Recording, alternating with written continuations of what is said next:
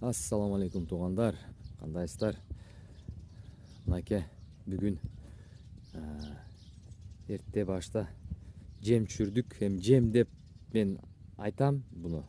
Бирок бул сиздер мал чарбачылыкта иштеген болсоңуздар билсеңиздер керек. Бул отход. Бул отход баягы буудайды, арпаны оруп келгенден кийин бункерге салып, вентилятор менен чыгарып берет. Сито менен чыгарып берет, элек менен элеп буудайды алып алат, бирок арасында буудай да бар. В основном чөптөрдүн уруктары да. Анан буудайдын бөлөктөрү, папаламкалар. Ушуну мына бир газон, чоң газон 1,5 метрик борттор менен жык кылып, горка кылып түшүрөт. Мына 1, 2, мурда чүргөм, нар жакта да чүргөм. Буну азыр чөп катары берем, чөптүн ордуна берем. Машинасыны 1000 рубльдан.